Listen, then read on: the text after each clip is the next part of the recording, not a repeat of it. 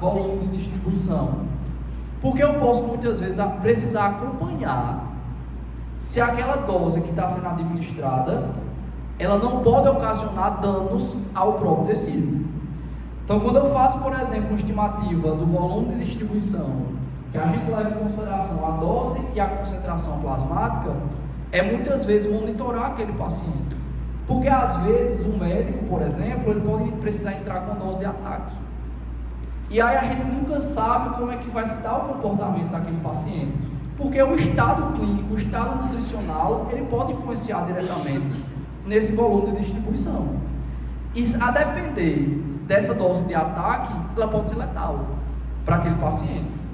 Então, o estado nutricional, a condição clínica, se o paciente ele já apresenta uma comorbidade associada, se o paciente ele é renal, se o paciente ele é hepático, né? Tudo isso pode influenciar diretamente nessa concentração dessas proteínas plasmáticas, que vão ter um impacto direto sobre esse volume de distribuição.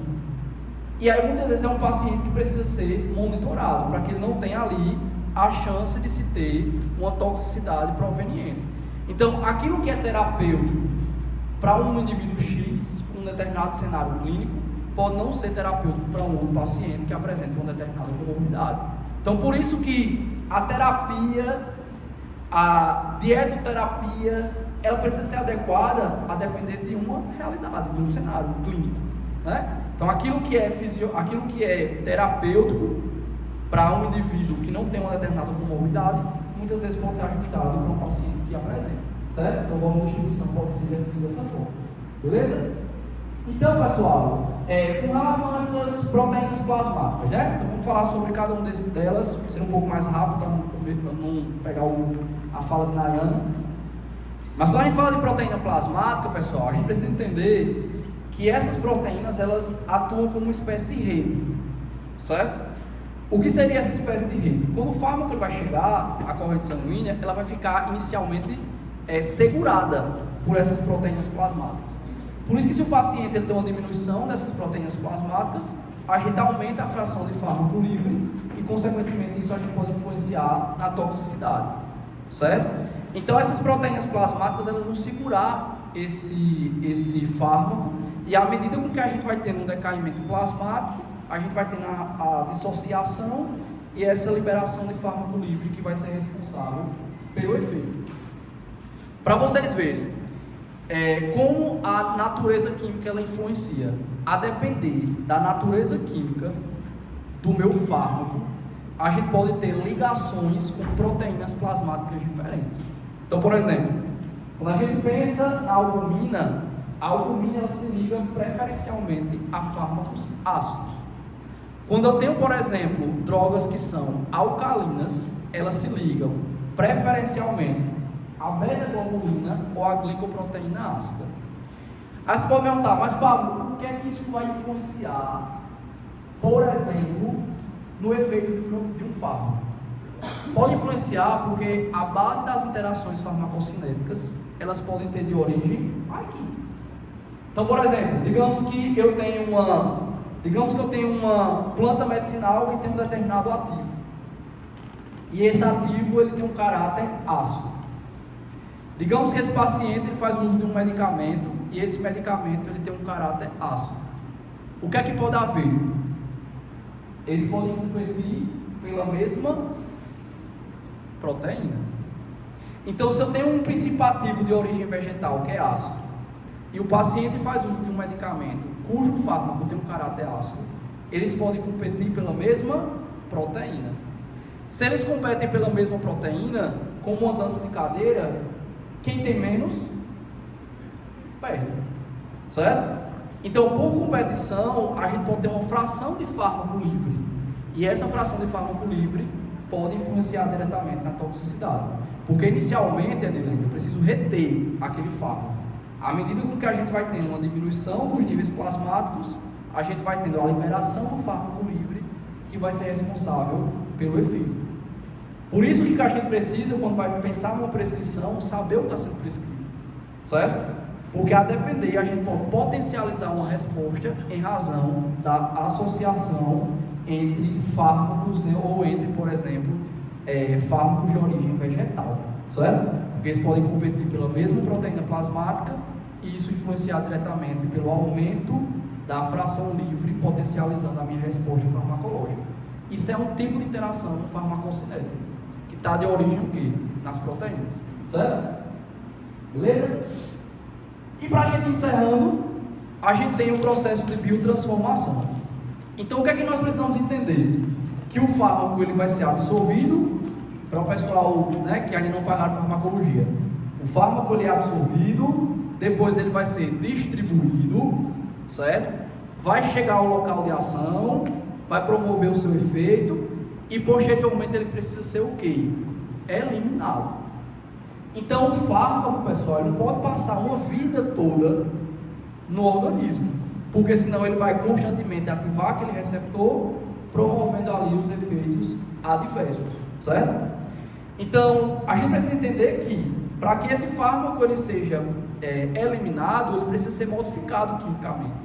Então, uma das funções da biotransformação é modificar a estrutura molecular daquele fármaco para que ele seja passível de ser eliminado, certo? Sabe por que é importante a gente saber disso aí? Porque quando a gente fala de biotransformação, isso também pode entrar como um critério de elegibilidade de um medicamento. Sabe por quê? Vocês já ouviram falar, mais à frente, né? Acho que eu já tá, vocês vão ver falar sobre drogas benzodiazepínicas, certo? E esses benzodiazepínicos, que são medicamentos que são utilizados para ansiedade, mas pode ser utilizado como medicamento pré-anestésico, ele pode ter variações no tempo de meia-vida. Isso pode interferir diretamente na escolha a determinado tipo de procedimento que vai precisar ser realizado. Então, por exemplo, vocês já fizeram endoscopia? Vocês já utilizaram, qual é o medicamento que é utilizado na endoscopia? Diazepam. É um medicamento da classe benzodiazepina. É muito comum utilizar midazolam, certo? Midazolam é um benzodiazepínico de efeito rápido. Então ele vai exercer o seu efeito e logo ele vai ser biotransformado. Então ele tem um tempo de meia-vida muito rápido. Por que ele tem um tempo de meia-vida rápido? Porque o procedimento, primeiro, não demora. Segundo, eu quero tornar o procedimento indolor. Terceiro, é um medicamento que a resposta dele é tão rápida que ele meio que cria uma espécie de amnésia. Então o indivíduo ele não vai lembrar do procedimento. Então isso é vantagem? Sim, certo? Mas se eu tenho, por exemplo, um procedimento que eu tenho um tempo maior, eu vou utilizar um sedativo desse de uma ação curta? Não, certo? Todo mundo já ouviu falar de Zolpidem, né? Zolpidem é utilizado para insônia. É muito utilizado para insônia. Qual é a vantagem do Zolpidem? O tempo de ação dele é rápido e o tempo de meia-vida dele é curto.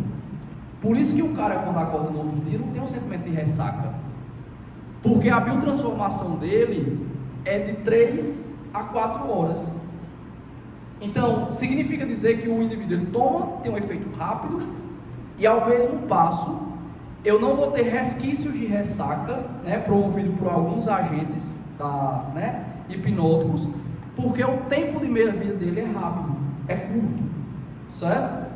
Então, isso interfere diretamente na escolha, certo? Por isso que o cara no outro dia não está com esse sentimento de ressaca, porque a biotransformação dele vai ser mais rápida, certo?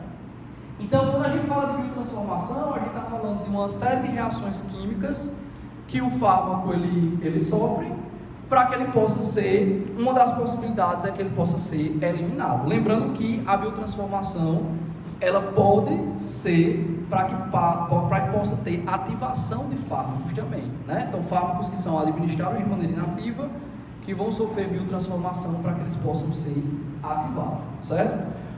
Ou o que a gente pode ter, Evandro, é a possibilidade de ter formação de metabólitos que são tóxicos, certo? Todo mundo já ouviu falar do paracetamol, né? Pronto. Paracetamol, ele tem que ter cuidado com relação à dosagem. Por que eu tenho que ter cuidado com a dosagem do paracetamol? Porque ele pode saturar as enzimas responsáveis por metabolizar. Essas enzimas, né? Uma dessas enzimas que biotransforma o paracetamol pode formar um metabólito que seja tóxico e reativo, e se a dosagem ela é muito alta, eu vou saturar o sistema enzimático e, consequentemente, eu vou comprometer a biotransformação.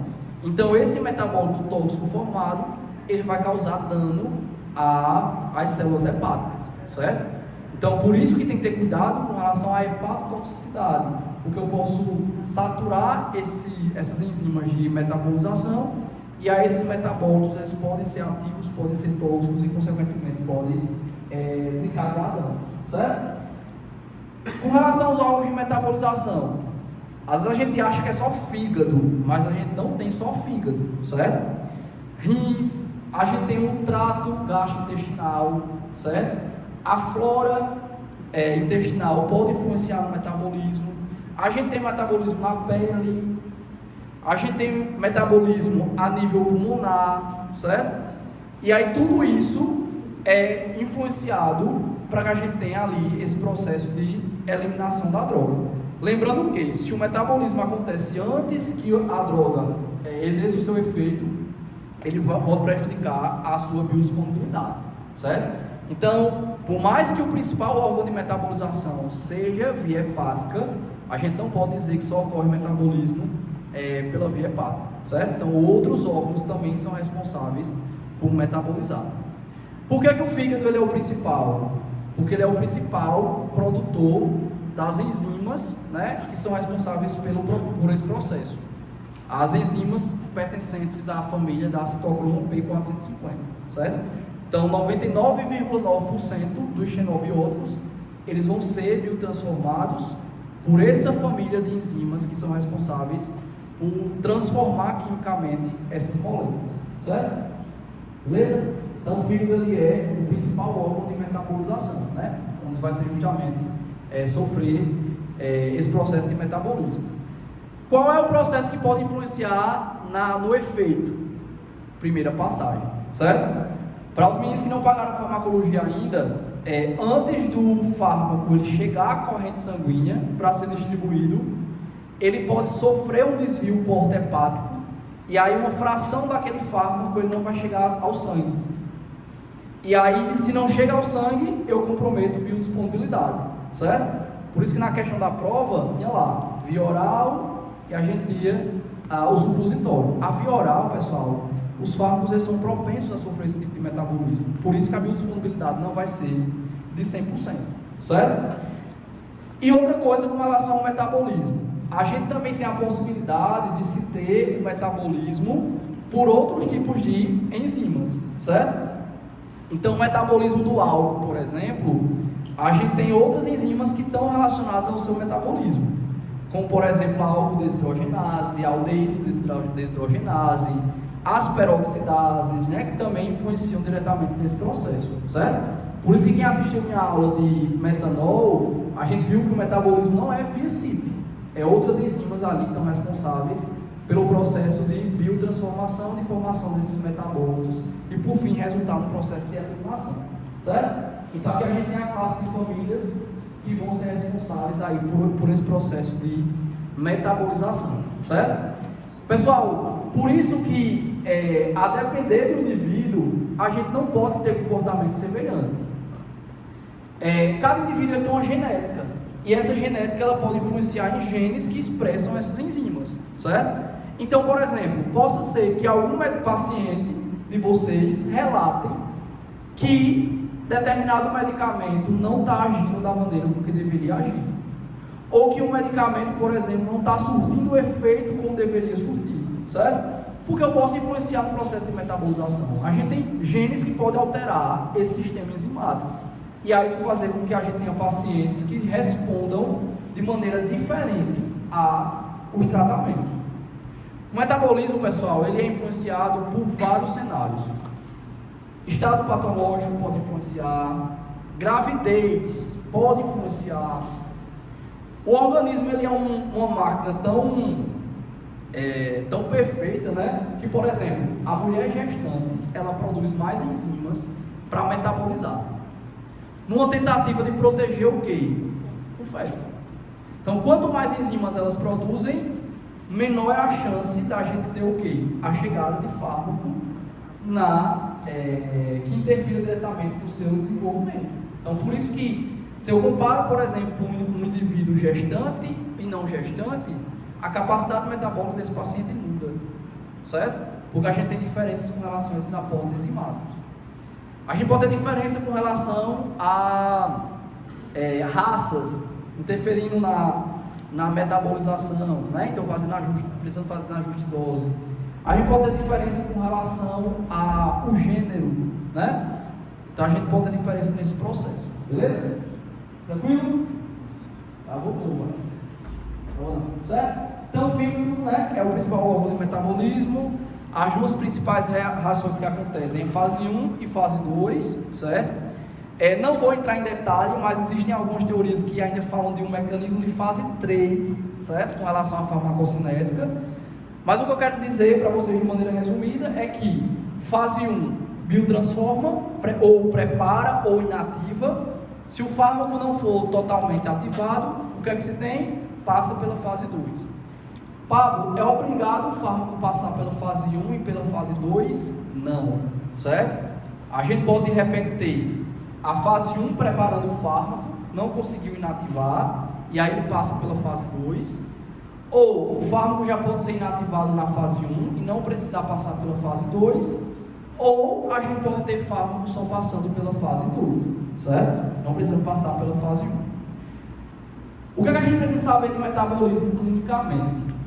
Porque a depender do paciente e da doença que aquele paciente lá apresente, a gente pode ter comprometimento com relação à sua função metabólica, certo? Então, por isso que às vezes é preciso fazer um ajuste de dose, porque se eu tenho um paciente renal, um paciente com insuficiência cardíaca, que também influencia, paciente com essas comorbidades, a dose terapêutica talvez não seja para aquele paciente, né? Precisa fazer um ajuste. Tranquilo? Reações de fase 1 envolve as reações que nós chamamos de reações catabólicas, são reações de quebra, certo? Toda fase 1 ela vai promover metabólitos mais hidrofílicos, mais polares, certo? E as reações de fase 2, a gente tem as reações de conjugação. Então, digamos que Bruno passou pela fase 1, não está totalmente inativo. O que é que vai fazer? Passa pela fase 2, se conjuga com aminoácido, com ácido glicurônico, com sulfato. Então são reações de conjugação para que eles formem esse complexo passivo a ser eliminado. Então a gente tem a fase 2 aí formando esses metabólitos para que sejam passíveis a esse processo de eliminação. Se passa pela fase 2, pessoal, obrigatoriamente esse fármaco ele vai ser eliminado, certo? Então esses conjugados formados são conjugados polares para que eles sejam eliminados, beleza? Tranquilo? Coloquei para vocês, só para vocês verem a questão, né, do metabolismo do álcool. O metabolismo do álcool ele não é via CYP, certo? A gente tem outras enzimas que são responsáveis por esse processo. Então o álcool ele vai ser convertido a acetaldeído por uma enzima chamada de álcool desidrogenase.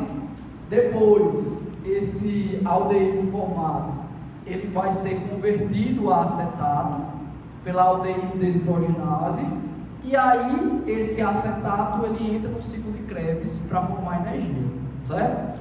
Por isso que a questão do etilismo, gente, ele, além das condicionantes sociais, né, que eu já tinha falado anteriormente para alguns de vocês, ele também mascara fundo, certo? Porque a partir do momento que o acetato ele entra no ciclo de Krebs, ele vai formar energia, certo? Então, a gente tem algumas condicionantes, né? Então, quando você vê aquele indivíduo bem desnutrido, mas que mesmo assim ele está ali no vício, tanto por uma questão neuroquímica, né, que está ali relacionado, mas o consumo de álcool ele também é responsável por diminuir a fome daqueles indivíduos, certo? Porque ele tem ali, ele entra no ciclo de Krebs e forma energia, certo? Beleza? E depois, né, que esse processo ele é finalizado, a gente não tem o envolvimento de CYP, a gente tem de outras enzimas que estão relacionadas ali àquele processo metabólico. Quando o indivíduo ele sofre de ressaca, é porque a gente tem um aumento da produção de acetato, certo? Então ali é um metabólito que é tóxico, e que é responsável por todos aqueles sintomas desagradáveis da ressaca. Do metanol, não vou entrar em detalhe, para não ser tão demorado quanto tempo, já me esgotei, foi? Mas o metanol, o grande problema é porque a gente tem a formação de, ao invés do aldeído, a gente forma o formaldeído. E aí esse formaldeído, ele é tóxico para a retina, porque ele bloqueia uma etapa da cadeia fosforilativa, não tem um fornecimento de energia, e aí o principal órgão que sofre é o nervo óptico, consequentemente, problemas com relação à visão, certo? Então, só para a gente ir encerrando. Quanto tempo eu tenho, Bianca? Mais uns 5 minutinhos para terminar, certo? Pessoal, a biotransformação ela pode ser influenciada diretamente pela alimentação. Eu vou dar o exemplo da alimentação, porque para a fármaco é mais fácil a gente entender. Mas, por exemplo, a gente tem drogas ou alimentos que podem atuar como indutores ou inibidores enzimáticos. O que seria a indução enzimática? A indução, eu acelero a biotransformação de um outro fármaco que está sendo administrado de maneira conjunta. Então, digamos que estou eu e a Adileia. Então, eu e a Adileia são fármacos que a Adileia pode aumentar a minha biotransformação, reduzindo a minha concentração. O abacaxi, em razão da presença de bromelina, pode fazer isso. Então, a gente tem um aumento da metabolização de algumas drogas, reduzindo a sua eficácia. Do mesmo jeito, a gente pode ter o contrário. A gente pode ter medicamentos e nutrientes, como por exemplo, oleaginosas, que podem atuar como inibidoras enzimáticas. Isso faz com que a gente tenha o quê? O aumento da concentração do fármaco em razão de uma diminuição da sua metabolização. A gente aumenta o risco de quê? Toxicidade, certo? Que a gente tem um bioacúmulo daquele metabólico, certo? Então isso também é uma interação farmacocinética, tranquilo? E por fim, pessoal, para a gente encerrar a fase da farmacodinâmica, a gente tem a excreção. Depois que o fármaco ele vai ser biotransformado, o que é que vai haver? É a sua eliminação. A eliminação pode se dar por diversos tipos de fluidos corporais, né? Pela urina principalmente, grande parte dos metabólitos são excretados pela via urinária, pela fezes, pelo leite materno, pela lágrima, pelo suor. Então tudo isso aí são formas de eliminação. Principalmente no sistema renal, certo? Então o sistema renal ele apresenta grande parte aí do processo de eliminação. Tranquilo? Certo? E aqui só para mostrar para vocês, rapidamente, é que a principal região, né, que se tem ali o processo de eliminação é a função renal, onde nós temos ali, né, a presença do néfron, e aí esse néfron, que é a unidade funcional, né, do sistema renal, ele é responsável por essa secreção, por essa eliminação, por essa reabsorção, e aí esse processo de depuração ele é feito principalmente por esse mecanismo. Beleza? Tranquilo, pessoal? Até aí, alguma dúvida? Muita informação, né? 2 dias aí, meu amigo, muita informação para vocês, certo? Só para encerrar, a gente tem algum tempinho para a gente finalizar. Com relação à aplicação química, gente, a aplicação clínica, a gente consegue também determinar esse estado de depuração, certo? Por que a gente consegue fazer isso aí? Porque digamos que eu tenho um paciente que é renal, o paciente não está conseguindo depurar, o paciente não está conseguindo biotransformar, consegue até biotransformar, Luciana, mas ele não está eliminando de maneira adequada. Eu tenho uma alteração no clérice renal, por exemplo. A gente consegue ver se esse paciente está depurando bem ou não, baseado na depuração renal e na depuração hepática, certo? Porque às vezes o problema não está com relação à absorção, não está com relação à biotransformação, mas na capacidade daquele paciente eliminar aquela substância, certo? Tenho que ter controle com relação a isso? Tenho, porque eu não posso entrar com outra dose, enquanto o paciente ele não está depurando adequadamente. Então eu consigo monitorar clinicamente essa capacidade de depuração para minimizar as incidências aí de toxicidade em razão dessa limitação do processo de eliminação. Beleza? Só para a gente fechar, pessoal, para o pessoal de farmácia, né? O pessoal que trabalha com a parte de desenvolvimento pré-clínico, a gente tem algumas ferramentas que a gente consegue simular isso aí virtualmente. Então a gente consegue, por exemplo, a gente está nesse processo de descoberta de uma nova droga, nós conseguimos extrair essas propriedades farmacocinéticas utilizando aí ferramentas computacionais, certo? Depois a gente pode passar aí com mais detalhe essas ferramentas que podem ser utilizadas, beleza? Não vou me delongar muito, porque eu já passei bastante da minha hora, mas de todo modo agradeço aí a atenção de vocês, e aí por porventura vocês tiverem alguma dúvida, a gente vai esclarecer.